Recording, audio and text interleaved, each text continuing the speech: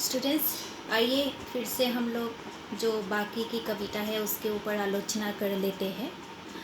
हम लोगों की जो नेक्स्ट कविता है वो है अयोध्या सिंह उपाध्याय द्वारा रचित कविता व्रज की संध्या।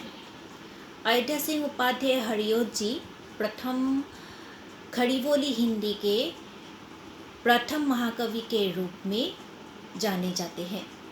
तो यह एक शॉर्ट क्वेश्चन हो सकता है कि खड़ी बोली हिंदी के प्रथम महाकवि के रूप में किसको जाना जाता है, उनकी प्रमुख रचना क्या है। प्रिय प्रवास उनकी प्रमुख रचना है और खड़ी बोली हिंदी के प्रथम महाकवि होने का गौरव भी किसको प्राप्त है, अयोध्या सिंह उपाध्याय हरिओद जी के द्वारा रचित प्रिय प्रवास को। तो इस तरह से शॉर्ट क्वेश्चंस हो सकते हैं।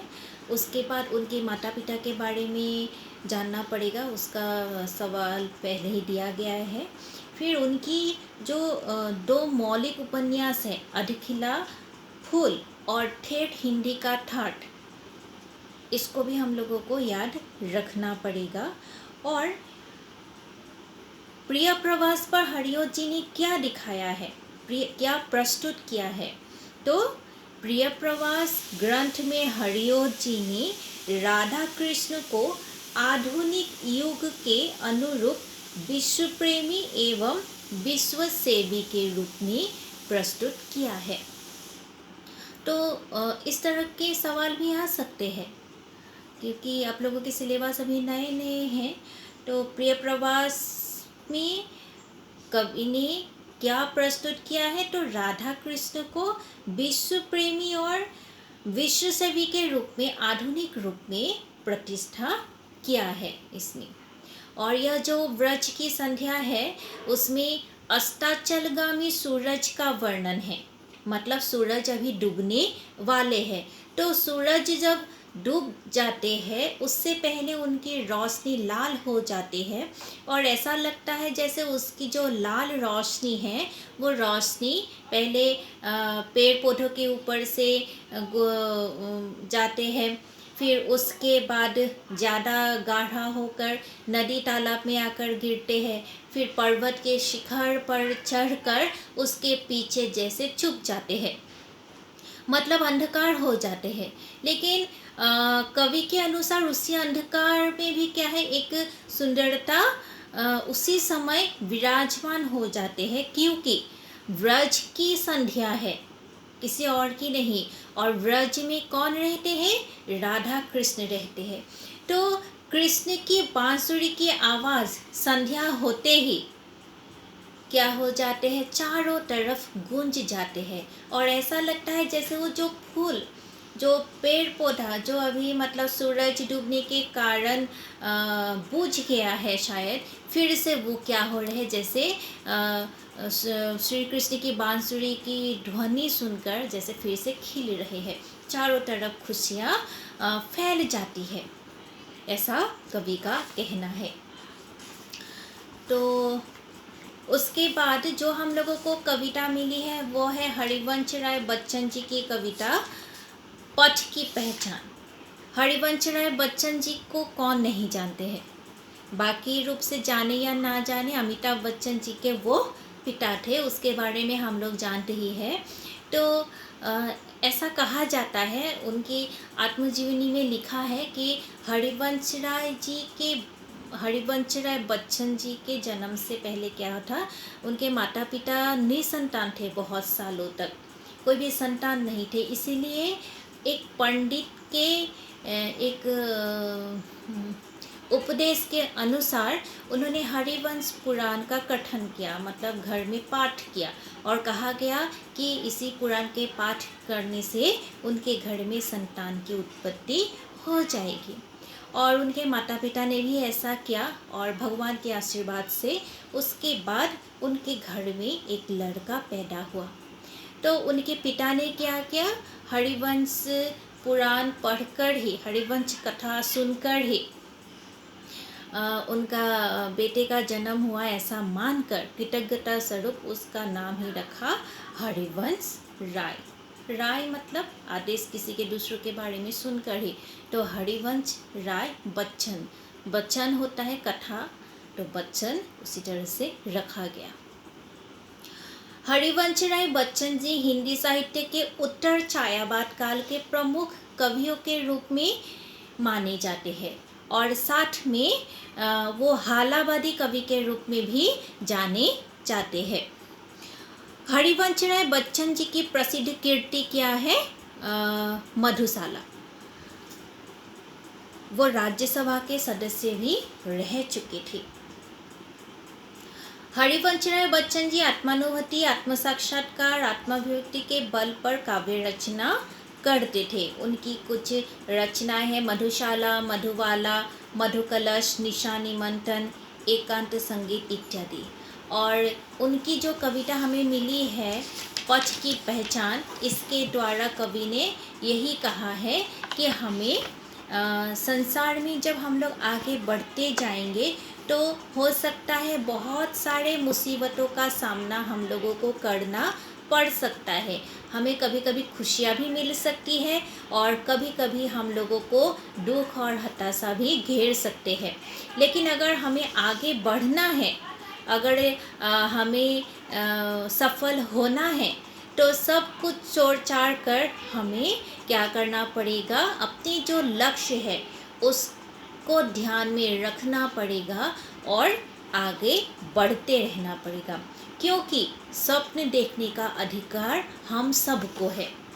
स्वप्न पर मुग्ध होने के लिए लेकिन मना किया है, क्योंकि हम लोग मुग्ध होते जाएंगे तो हम उसी में ही क्या हो जाएंगे? स्तब्ध हो जाएंगे। इसीलिए हमें स्वप्न देखना है और उसको पूरा करने के लिए आगे भी बढ़ना है।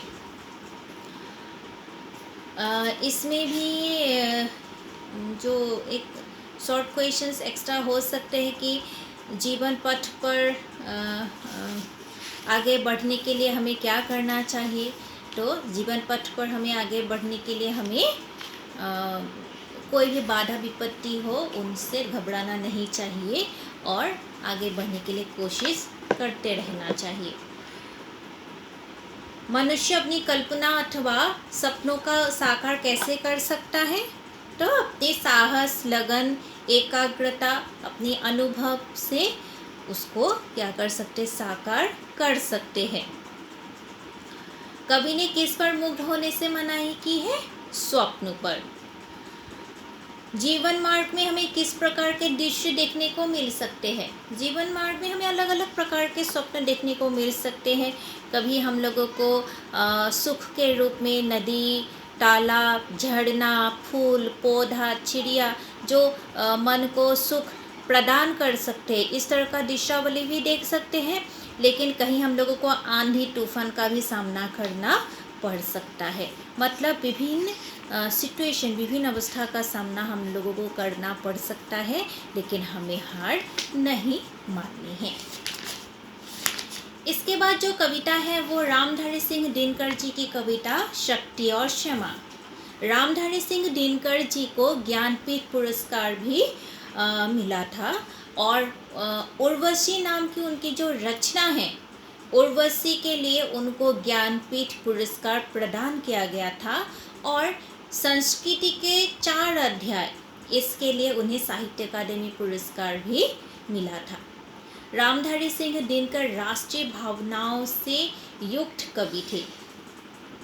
उनकी कुछ रचनाएं रेणुका, हुंकार, रसवंती, सामधिनी इत्यादि। और रामधारी सिंह एक प्रगतिशील कवि थे और साथ साथ राष्ट्र कवि भी थे। यहाँ जो हम लोगों को कविता दी है उसके बारे में हम लोगों ने आलोचना कर ली है कि विनम्रता के साथ साथ साहस का होना जरूरी है, नहीं तो सब लोग आपको क्या कर सकते हैं? असहाय, दुर्बल, निर्बल या कायर समझ सकते हैं। श्री राम को भी एक कायर समझा गया था, पांडवों को भी कायर समझा गया था जब तक उन्होंने अपनी शक्ति की परिचय नहीं दी थी। लेकिन जैसे ही उन्होंने अपनी शक्ति की परिचय दे दिया तब वो सबके सामने नए रूप से परिचित हो गए थे। तो इसमें एक अतिरिक्त कोई एक्स्ट्रा इस तरह का क्वेश्चन हो सकता है कि यह जो कविता है यह कहाँ से ली गई है? तो कुरुक्षेत्र काव्य के तृतीय सर्ग से ली गई है, शक्ति और क्षमा कविता। यहाँ जो बातचीत हो रही है किसने किससे कही थी? तो सरसरिया में पड़े हुए पितामह भीष्म ने किसको कहा था? पंच पांडव के बड़े भाई युधिष्ठिर को कहा था। और इसके बाद सुयोधन कौन है? तो सुयोधन कौन थे? सुयोधन वो थे कौरव के सबसे बड़े भाई, जो दुष्कार्य करते थे, जो पंच पांडव के खिलाफ आवाज़ उठाते थे, लड़ाई करने के लिए तैयार हो गए थे, जिसके कारण ही महाभारत युद्ध क्या हो गया था? शुरू हो गया था। उसके बाद हम लोगों को और क्या कविता मिली है? बड़गीत। बड़गीत कविता के कवि कौन थे? बड़गीत कविता के कवि थे माधव देव जी, श्री श्री माधव देव जी, जिसका माधव देव जी को हम लोग असम में उनको हम लोग अपना गुरु मानते हैं, माधव देव जी को, और जिनका जन्म हुआ था असम के लखीमपुर के नारायणपुर जिले में। तो इसमें क्वेश्चन हो सकता है कि शंकरदेव के प्रियतम शिष्य कौन थे? उत्तर होगा माधव देव। फिर माधव बांधव कौन थे या किसको कहा जाता है? वो भी होगा माधव देव जी को ही। जन्म हुआ था 1489 में असम के लखीमपुर जिले के नारायणपुर के निकट लेटेकू पुखुरी नामक गांव में। पिता गोविंदगिरी भूया और माता थे मनोरमा देवी। तो उनकी जो कुछ रचनाएं हैं, राजसूय काव्य, आदिकांड, जन्म रहस्य, भक्ति रत्नावली, अर्जुन भंजन, चोरधरा और पिंपुरा गुच्चो आदि। और महापुरुष शंकरदेव की भांति माधव देव भी उच्च कोटि के कवि, गायक, अभिनेता, दार्शनिक थे और नव वैष्णव धर्म को सामान्य जन तक ले जाने में उन्होंने शंकरदेव के साथ पूरी सहयोगिता की थी। और यहाँ जो हम लोगों को बड़गीत मिली है, यह एक वात्सल्य प्रेम परक बड़गीत है। तो ये सवाल हो सकते हैं कि माधव देव वीर से जो बड़गीत आप लोगों को मिली है वो किस प्रकार की बड़गीत है? तो वो वात्सल्य प्रेम परक एक बड़गीत है, जहाँ श्री कृष्ण एक साधारण शिशु की भांति माँ से नाराज़गी व्यक्त कर रहे हैं। और क्योंकि वो भूखा था और उसकी माँ भी उसे एक सामान्य शिशु की भांति उसको अपनी गोदी में लेकर उसको लाड़ प्यार कर रहे हैं, क्योंकि उनका वो लाडला है और उसको भूख लगी है, तो दूध पिलाकर उसकी भूख को शांत करना माँ चाहती है, जिससे उसको आनंद मिलती है।